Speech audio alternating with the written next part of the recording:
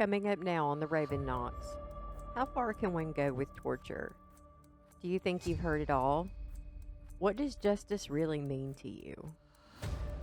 This is a story of one you've probably never heard before, and it will chill you to your bones. This is a story of Junko Furuta.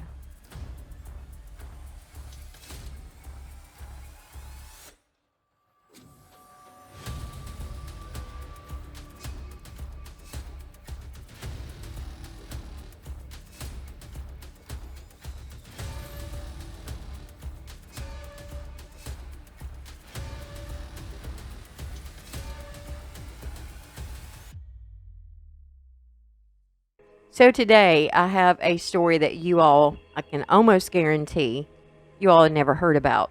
And I also have a special guest with me. Again, it's my favorite. Her name is Jamie. She's also my best friend. I'll let her introduce herself. Hey guys, it's Jamie. I'm the old BFF and business partner. So Amy and I partnered up with our company called Southern Sass Productions.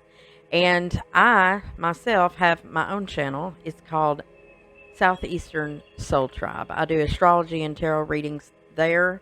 I'm excited about this podcast, and I hope you guys are just as excited. So what juicy story is it today, Amy? Well, today is a story that's coming from Japan. So you all will probably have to bear with me and probably laugh a little bit because I'm just a redneck from Tennessee. So I'm going to have probably I know I'm going to have some problems trying to pronounce some of these names and places. But the story is, I thought I heard like the most torturous story I think I've ever heard until I saw this one.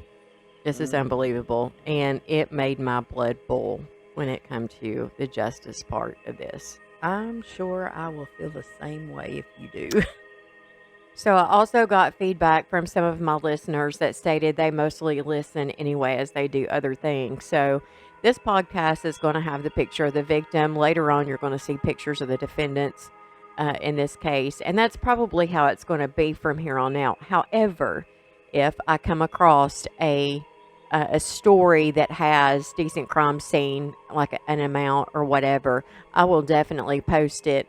And in doing so, I will let you know ahead of time before that video starts, hey, this may be a video that you want to see as well as listen to, or go to the Facebook page and also look at the photos, if I've gotten any, so that way you're not going to miss out. But, I mean, again, I enjoy looking at photographs as much as you guys do. It really does give you a visual of what's going on, but unfortunately, copyright, and then, they just don't let go of some of that stuff. But like on the Joel Guy case, if you go back and look at that episode, I hit the jackpot with that one. I've got so much out of that episode, and everybody loved it. Unfortunately, I think a lot of people expected that for every episode, but I don't have my magic wand that I could just ding and get what I want. But man, if I did, can you imagine? Okay. All right. Enough of that. Let's go on. Junko Furuta was born on January 18th, 1971 in Masato, where she lived with her parents and her two brothers. She was a senior at Yasuo Manimi High School, and she also worked at a factory to save money for a graduation trip. Junko already had future plans. She already had a new job lined up as soon as she graduated at an electronics store. Junko was well liked by everyone. She had a great relationship with her teachers. She had received high grades, had lots of friends, and she dreamed of singing on the show Idol. So apparently they must have an Idol in Japan too. That's cool. She didn't smoke, she didn't drink, she didn't do drugs. Her family was very proud of who she was becoming. But that would change, and it was not her doing. At her high school, Junko had few classes with a boy named Mayano Hiroshi. He was also known as a bully, and he would brag that he had connections to the Japanese mafia. They apparently have a mafia over there, too. Well, interesting. He seemed to have a crush on Junko, and he got the nerve to ask her out. She politely declined, stating that she wasn't interested in dating. She was interested in her studies. Hiroshi was furious. Not only was he embarrassed, but no one ever told him no, especially after everyone known that, he had links with the mafia. Apparently, he was a badass. So he was how old? He was in high school. Okay. Oh, grandiose. Yeah. He stewed on this for a while, and he finally came up with a plan. Hiroshi enlisted the help of his best friend named Shinji Minato. The plan was the usual. One would attempt to attack a girl, and the other one would come up to her rescue. He would gain her trust, and then they would go rape them. What are you saying? So this is the usual, something they've been doing already? Yeah. Oh. Yeah, so they've already had a plan, if this tells you anything. So they've already had a plan. So this time, Minato was going to push Junko off of her bike as she was riding home, and Hiroshi was going to come save her. She agreed to allow Hiroshi to walk her home, as he had just saved her from the boy who tried to attack her, and she wasn't sure if if he was stalking her or not. So when the guy came and pushed her off her bike, here comes Hiroshi, oh, let me just walk you home, that way I can make you, make sure that you get home safe. And of course she's like, oh, yes, because she don't know where this guy came from to start with, So I get that. On the walk, though, Hiroshi talked Junka into taking a quick detour. He needed to go by a place that was close, and it would only take a minute, and he would finish walking her back home. But he led her into an old abandoned warehouse. Once inside, his true motives came to light. He threatened to kill her if she didn't obey every command he gave her. While there, the first rape would occur. He would then take her to a nearby hotel where he would rape her over and over. Like, this starts immediately in a warehouse, and then he goes to a hotel. Now, while at the hotel, he calls up his buddies and starts bragging about the trophy that he had in his room. So how did they get in this hotel at that age? I don't know. Don't that make you wonder somebody else had to be involved, or was it that era you could just rent hotels at that age? I don't know how it is in Japan. I do know that you're going to be surprised at some of the things that you discover as we go along. And I do know that Hiroshi was 18 years old at this time, so that might have something to do with that. Mm-hmm. So I know I'm not familiar with the laws. Like here, I know you got to have a driver's license. I don't know. Do you know do you have to be 18 or 21 to rent a hotel here? Do you know? I think you have to be 18. Some hotels even have restrictions, but I'm not sure. So I'm not sure about that. Right now, TripAdvisor says the age restrictions on pre-booked accommodations in Tokyo require 18 as a minimum. Under 20, you're still considered a minor. So he calls his buddies and says, hey, I got this in my room. And of course, they wanted a piece of her too. So he decided to take her to a wooded area to meet his buddies. There were 4 boys in total. And those 4 boys, they were running all over town, and they were gang raping women. And no one ever turned them in because their connection to this mafia. So everybody thought that they were connected to this, and this mafia must have been a big deal because everybody was terrified of this mafia. They were not only scared of what would happen to them, but they were also scared of what would happen to their family. That afternoon, while in a park, Hiroshi met up with his other buddies. They told her about their ties with the mafia. They already knew her address thanks to her backpack, and if she tried to escape, they would not only murder her, but her entire family. Wow. They then decided to take her back to one of the boys' home. That was the home of Shinji Minato. Now, Minato's parents were afraid of him because of the mafia. Once they got there, they introduced Junko to his parents as Minato's girlfriend. On November 27th, Junko's family reported her missing. Hiroshi made her call them and tell them that she was fine. She had just ran away and to stop looking for her. Of course, they didn't believe that. That was totally out of character for her. Now, Minato's parents stated it wasn't long before they realized that Junko was a hostage and had been kidnapped, that, she was not their son's girlfriend, but they had been too afraid to call for help. That their son ruled the household, and he done whatever he pleased. Wow. So you've got parents here, and they also have a younger son. However, I could not find out how old that son was. But apparently this guy ruled the roost, I reckon, because of this mafia. And so, but they couldn't, like, when they went to get gas or went to the grocery store, they couldn't have called to tip in, remained anonymous. I mean, you can remain anonymous. There's several ways that you can, report somebody without reporting somebody. You know what I'm saying? Yeah. And as a mother, I really have issues with this. Yeah. I love my son. I've got two. I really do. But I be damned if my son comes in and tries to do something like this. No way. Absolutely not. I'll figure out a way.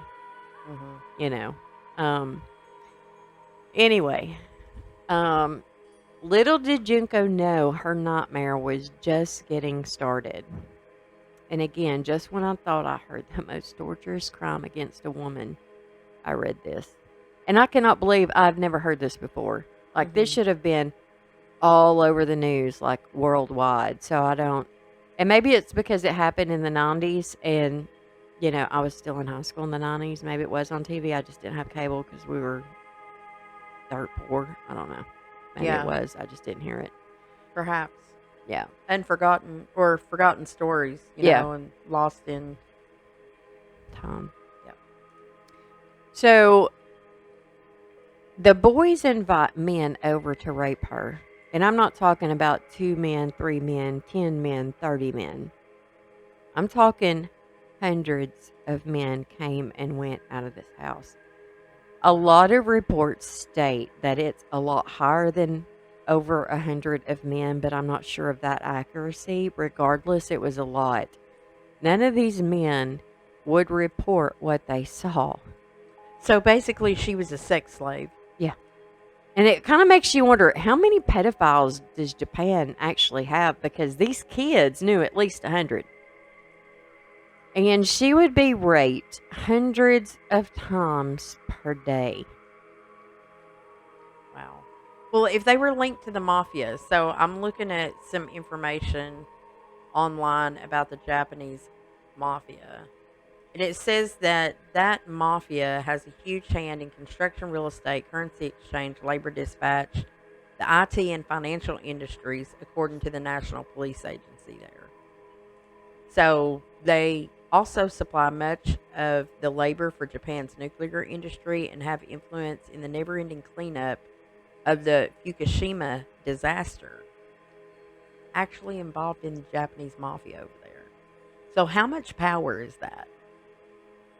So they know a lot of people. So I bet the police are probably intertwined with that somehow. Yep. Shit. Wow. Okay. But still.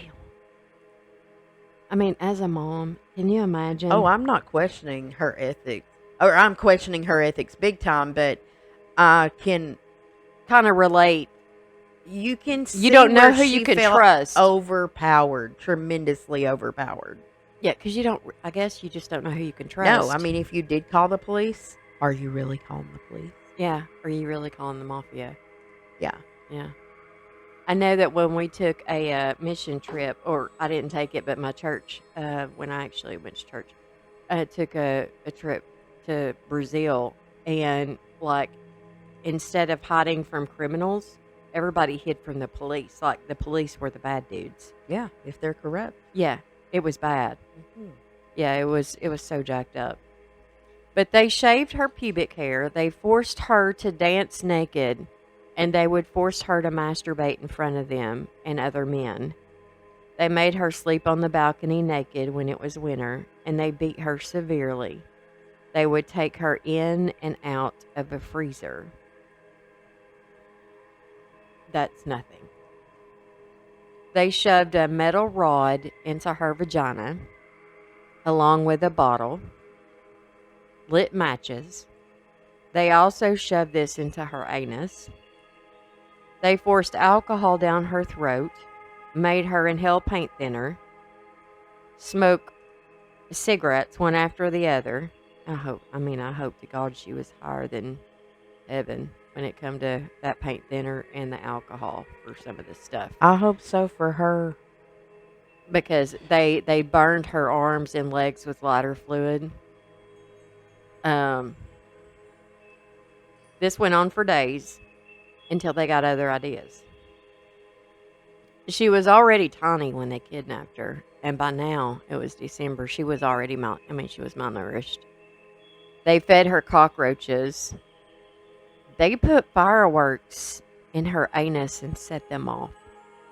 How did she live that long with that much torture? I'm not done. Wow. They cut her nipples with a pair of pliers. They burned her with cigarettes.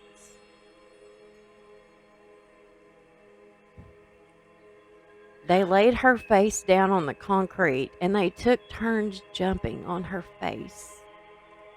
They tied her to a ceiling and used her as a punching bag. Wow. They beat her with bamboo sticks. They broke her bones with golf clubs and they smashed her hands with weights. They put hot chicken skewers in her anus, burning her. And by then she was bleeding from there. They burned her eyelids with a lighter. And they would take turns putting sewing needles in her chest. But that's not all. I'm sorry, guys, I'm crying. Wow. I can't help it. Wow. They inserted a hot light bulb inside her vagina. And they shoved scissors up there too, causing heavy bleeding. Her eardrums were both busted, but they didn't state how they were busted. And at autopsy, they would find that her brain had actually reduced in size. She ended up getting some really nasty infections where she was so weak and she could no longer walk. She eventually lost control of her bowels as well as her bladder. Her nasal cavity was full of blood. She begged them to die, but they refused her any mercy. Now, she did get a hold of a phone, and as she was calling the police, she was caught. Soon, her body was giving off the odor that smelled rotten. So the boys lost interest in her then. They decided to go and gang rape another girl who was 19 years old, but they let her go afterward. Of course, they threatened her. I don't know why they let her go and didn't swap her out for Junko. I mean, I'm glad that they let her go, but you would think that they would want a new victim to torture. Mm-hmm.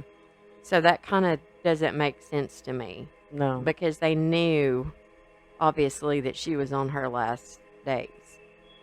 Hiroshi lost a game of the Mahjong tiles, or however you say that. He had bet money on it, so he was pissed that he lost the game. And he decided to take it out on Junko. So he poured lighter fluid on her body and he set her on fire. She lost consciousness. They continued to beat her. They placed small candles on her eyelids and lit them up. And then she woke up. They made her drink her own urine. They kicked her into a stereo, and then she started having convulsions. She was bleeding bad, and pus was oozing out of her wounds. But that didn't stop them. They put plastic bags on their hands to continue beating her. Protecting themselves. Yeah, because I guess they didn't want that on their hands. They dropped an iron exercise ball, one of those like kettlebells, on her stomach multiple times. This went on for about 2 hours until she finally died. Wow. The boys then wrapped her up in a blanket and they forced her into a travel bag, if that tells you how small she was. They then put her body in a 55-gallon drum filled with concrete. At nightfall, they loaded it and disposed of it in a cement truck in Tokyo. While she was held captive, she had said that she had wished she had watched the last season of a show called Dragonfly. Hiroshi found that season and buried it with her, thinking that she wouldn't come back to haunt him if he did that. And I really hope to God that she was able to haunt him after all of that. Like, I hope she was able to haunt their asses for the rest of their lives. So there was a sense of fear that apparently he had that she would haunt him because he knew. That right there shows he absolutely knew everything he done was wrong. Oh, absolutely. Beyond wrong. Like, how can anybody be that ruthless? I don't understand how you would. What kind of mind does it take to sit and think? Like, who would think, let's go get some firecrackers and put it up somebody's ass and light them on fire? And what kind of joy do you get from that? Yeah. Or a light bulb, a hot light bulb. And she never done anything to them. Absolutely nothing. So how many victims? I don't know. On January 23rd, 1983, Hiroshi and Ogura were charged with gang rape of a 19-year-old girl in December. When they were questioning them, Hiroshi thought that Ogura had confessed to Junko's murder. So he told them where they could find her body. The police were confused at first because they were questioning him about a rape, not about a murder. So they were confused about what victim they were discussing to begin with. Yeah. So they circled themselves back into, that serves them right. Mm-hmm. Yeah, because the one thought he had confessed, and he was like, well, I'll just go ahead and tell you where she's at. And they're like, they were confused, yeah. The rape had happened 9 days before Junko was abducted. Police went out to that truck, though, and found the drum, and they recovered her body on March 29th. And she was identified by her fingerprints, and they arrested all 4 of the boys. 17-year-old Joe Ogura, 16-year-old Shinji Minato, who had a rap sheet already at 16 of extortion, purse snatching, rape, as well as ties to the mafia. 18-year-old Mayano Hiroshi, who had a rap sheet of shoplifting and damaging school property. And 17-year-old Yasushi Watanabe. The police arrested all of them, and on April 11th, 1989, Ogura was charged with another rape. Several other people who had participated in the torture and rape of Junko was also arrested, including Tetsu Nakamura and Kyoichi Ihara. They were all charged with rape after their DNA was found inside of Junko. All 4 defendants were charged with kidnapping for the purpose of sexual assault, confinement, rape, assault, murder, and abandonment of a corpse. The identities of the defendants were sealed because they were minors, and over there, you're a minor until you are 20. Right, I read that. But a tabloid got wind of the story and published their names anyway as the crime, saying that the accused did not have the right to be kept from the public given the severity of the crime. So way to go to that tabloid. Yes, Yeah. thank you. I totally agree. Hiroshi was originally sentenced to just 17 years in prison, but now he was resentenced to 20 years, which was the longest sentence typically given short of life, which was what the prosecution was wanting. To me, they all should have gotten death. I mean, the death penalty, I don't take lightly and should be reserved for the most heinous of crimes, but I cannot think of another crime that is any worse than this one. I mean, what in the world do you have to do to get a life sentence in Japan?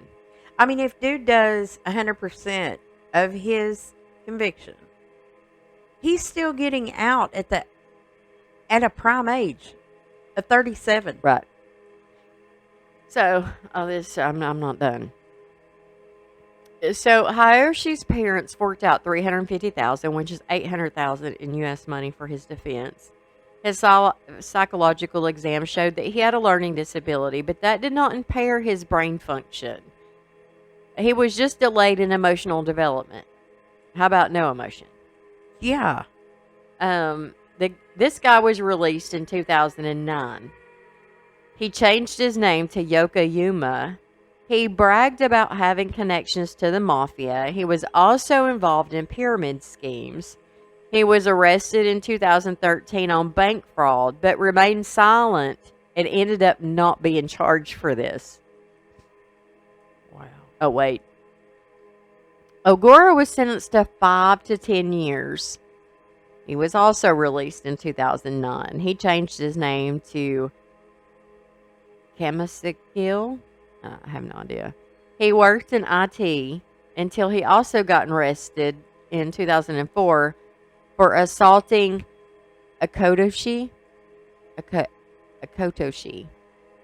Asano, a man he thought his girlfriend was with. He shoved him in the car, drove him to his mother's bar, and assaulted him for 4 hours. He got 4 years for that, but he was still out in 2009. Minato was originally sentenced to 5 to 6 years in prison, but then he was resentenced to 5 to 9 years. Now, his brother and parents were not charged. Why not? I don't know. They knew this was going on. They never told. They could have snuck and told someone. I'm not sure the age of the brother, but if he was old enough to call for help, I think he should be held accountable. Mm-hmm. Now, in 1998, Minato was released. He moved back in with his parents, but in 2018, he was arrested for attempted murder after striking a 32-year-old man in the shoulder with a metal baton and slashing his neck with a knife in the street during a dispute over a parking spot. Road rage. Yeah. Now get this. Are you ready for this? In 2019, he was sentenced to 1 year and 6 months in prison, which was suspended, and he ended up getting probation for 3 years. Attempted murder over a parking spot, and he gets no time, only probation, even after having a prior record. Like, it seems like if you plan to kill anybody, just so y'all out there, your best bet is to move to Japan, y'all. I'm just saying. Yeah, because they don't seem to have many consequences. Mm-mm. Yasushi Wannabe was originally sentenced to 3 to 4 years. He was resentenced to 5 to 7 years. He appealed to the Supreme Court of Japan, but his appeal was denied in July 1992. He was released in 96, and he left his hometown to live with his mother. Now, when this case was first reported, everyone wanted a severe punishment, which would have been life or death. Totally understandable. Absolutely. The prosecutor's office was criticizing for only seeking life for only one of the defendants because they didn't seek life for the others, just for the one. But they were all of them involved heavily. Yes, heavily involved. And we've learned, from every study that we've looked at so far, and history's shown in other studies when it comes to killers, that they typically have prior things that escalate to the levels that they're at the moment, where they get to where they become so violent. And it's like, we put animals to death for attacking, even in their own environments. For biting somebody. But we give so many second chances for such heinous crimes, and they walk among us. Mm-hmm. Oh, yeah. So, the court received numerous calls and letters and outrage over the sentences. In 1998, another murder, which happened, it involved a couple, and the main defendant, who was 19 years old, was sentenced to death, and the 17-year-old was sentenced to life. So they were outraged. Why did that one get life and the other one get death in this case? Mm-hmm. But in Junko's case, they got such light sentences here. Now, a law professor said that the difference was that one case had 2 victims and the other one had 1. But now, I didn't tell you all this. She was tortured not one day, not a weekend, not even a month. She was tortured for 43 days. She endured 43 days of pure straight hell, night and day. With no mercy given. 43 days of not knowing what's going to happen to you, what fucked up ideas someone had in their mind of what they were going to do to you that day. Another day wondering if you would ever see your parents again, if you would ever taste the rain, if you would ever see the sunshine, experience love, your engagement, your daddy walking you down the aisle, hearing your baby's heartbeat, holding your firstborn, watching them grow. Another day to think if this is the day you were going to die, or wishing that this was the day you were going to die. Have you ever thought about putting yourself in the victim's shoes, imagining what it would be like to go through that pain, and to wonder what's going through somebody's mind when they know that they're going to die? The impact and the thoughts of pure morality or mortality for us is so deep. And for her to have to question living every single day, for us just to think about it for a split second is deep. Mm-hmm. And then we can step out of it. But for someone like her, enduring that for so many days in a row, she had to have some way to disassociate. She had to, in order to live that long. She was a fighter. Mm-hmm. She had to be a fighter. I think she wanted to live, but there had to come a day during that time period that she prayed to die. Mm-hmm. We wake up every morning. You don't wake up thinking like that. You wake up and, you're bitching about, I got to go to work today. I got bills I got to pay. I got a freaking flat tire. I'm stuck in traffic. She would have dreamed for those problems. Yeah. Somebody's not force feeding me cockroaches. Yeah. I'm not hanging from a ceiling. I'm not being raped. I mean, come on, people. This shit's going on. And this shit's going on in your fucking backyard. Mm-hmm. I mean, it is. I want you to be aware that these bastards are free. Somewhere in this world, they might be right next door to you. They might be dating your daughter, your sister, your mother. This is another case where a victim was denied justice. I don't care if it's in Japan. I don't care if it's in England. I don't care if it's in the U.S. This is a person who deserves to be heard. Yes. And these people are living among us free, and they shouldn't be. And that's why I do this. I want people to know this is not right. You shouldn't be walking among us at all, ever again. We got to change this somehow. I mean, granted, it's in Japan, but we've got to change this. And when I came across this story, it's like I was telling Jamie earlier. I was like, I don't know if the people want to like really hear of these stories that are, I mean, they're so horrific. They're so torturous, but and it's like she said, you've got to do what speaks to your heart. And these speak to my heart because it's all about the victims to me. It's all about getting justice. And even though they didn't get justice in the court, I don't want their story to not be heard. I want these guys' names out there.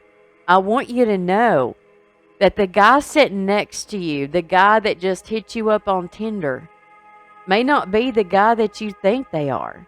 It's called true crime because it's true. It's not a fake story. It's not fake news. It's true crime. And a lot of people don't get to hear all of it because either it was inadmissible in court or it was too bad for TV. Well, you know what? It's what happened. Okay? It is what happened. And if she were able to survive that, she would want to tell the story. She would want them to know what they did to her. And here's the thing. I think our justice systems all across the world get so caught up in the red tape and the semantics of the everyday going to court and back and forth and protecting the perpetrator so that they get a fair trial that we lose sight of the truth of the crime. And it almost becomes forgettable. I know. And it should never ever be forgotten. Our victim there was nothing fair about the victim. I'm telling you, like on when we're talking about lethal injection, they're talking about what's humane and what's not. Well, let's back the truck up a second, okay? These guys, for instance, this one or the Shannon Christian murders, whatever, any murder, I don't care what it is. You tell me. You give me a murder that is humane, where the victim was killed against their will, that was humane. Okay? Mm-hmm. If they did not get to die in a humane way, then why in the fuck should we care if the murderer has to be killed in a humane way? That's what I'd like to know. And that's the thing, because our victim didn't choose to die. They did not choose to die. It's like when you chose to kill this person, you took their rights away. Therefore, you took your own rights away, in my opinion. When there is so much evidence pointing to and proving that you've done it. That you've done it. Yeah. You can beg, plead, swear you didn't, back up your statements or whatever, but you need to die. Yeah. You got one fair trial. Unless you can prove that your, counsel was ineffective. You get one fair trial, okay? after that, good luck, buddy. You need to be executed or sent away, whatever. And like I said previously, I think that they should be a law where, if you're a victim of a crime, like I'm talking about murder here, if somebody murders somebody that you love, I think there should be a minimum penalty across the state. And then it should be up to the family of that victim. Whatever they want to do to you, I don't care how inhumane. I don't care if they want to pluck out your fingernails. So be it. Mm-hmm. Because you had no mercy for my loved one that got killed. So why should I have any mercy on you? You see what I'm saying? When it comes to a tooth for a tooth, you kill one of mine, well, let me kill one of you. Let me torture you the way you tortured mine. I think stuff would start to change. I really do. Especially when there's no remorse shown by the perpetrator. Right. So often you see these people that commit these heinous crimes. They are not proven to be insane or whatever. I mean, clearly there's something wrong with someone who can do that to start with. Right. But they're a danger to society. They show zero remorse. Right. And they're still breathing to talk about it, to tell their part of the story. We give them chance after chance after chance to have a voice. And we pay for their meals. We pay for their housing for so many years. It's like, if you're sentenced to death, fine. You have one appeal that should happen in, 5 years, which is way too long for me. After that, you're shit out of luck, buddy. I think you should. I don't even think you. To me, lethal injection is way too humane. Firing squad, hanging, go back to the day, man. It's cheaper, it's effective, it's a done deal. People would start rethinking their choices. I mean, seriously, I know that it sounds harsh, but I'm talking about the people that has done really heinous crimes. Yeah. I'm not talking about the people that somebody died on accident because of, I don't know, how can people die of an actual accident? That's a good one. I mean, unless it's, I don't know. I don't even want to get into that part. But these people that clearly have been proven, and they've done these heinous, torturous murders on where purpose. They've had priors that have built up to this level. Right. Just because, and they got a slap on the wrist for this, slap on the wrist for that, and it escalates. And then they're still sitting there waiting on death row. Why does that take so long? I don't know. It's on our dime, and I don't understand that. I mean, how many lawyers do we have in this country? How many courts do we have in this country? I mean, you cannot tell me that it's going to take 20 years, 30 years to go through the legal process. I'm sorry. I just don't believe There's no call for it. No. No call for it. It used to not be that way. I mean, they'd hang you quick. Yeah. And it was a done deal.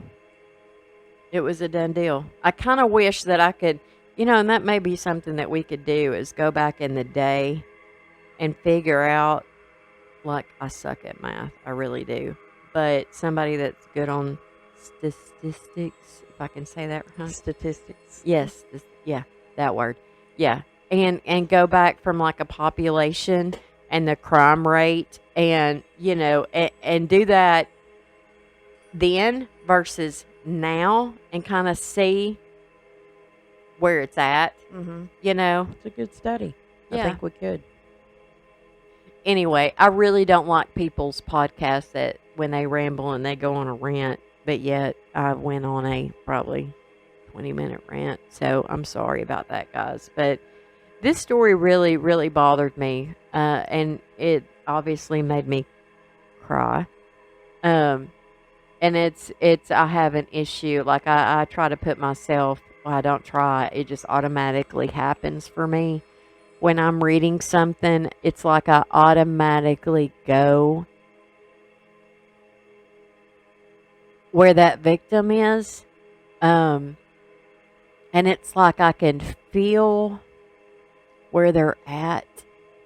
And that's why I choose what I read very cautiously when it comes to news and kids and stuff, you know.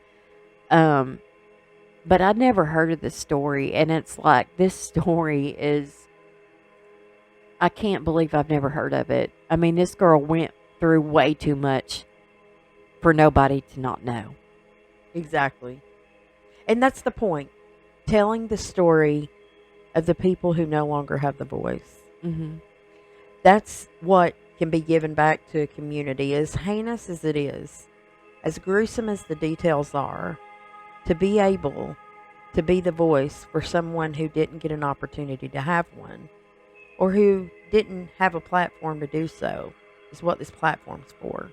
And I'm telling you, she had everything going for her. I mean, she got good grades. She was loved, and I pulled her up. I mean, she's a beautiful girl. I saw that. Yeah, she's very, yeah, and her parents were proud of her. I mean, she already had a job for after she got out of school. She wasn't interested in dating. She was interested in her studies. I mean, what parent wouldn't be proud of that? Her life was lined up. Yeah. And she was going to do big things. Yes. And then these people got out of her. It's awful. What a story. I know. I hope you guys enjoyed this show. Please like, share, and subscribe to the channel. It helps a lot. Thank you so much to all those who have already shared and subscribed here at home, and those to also those abroad. We have been out of town this past week, so I'm not sure what's coming up next week, but I'll post it in like an intro once I figure that out. But until next time, avoid all rest stops out there and be safe. Yes.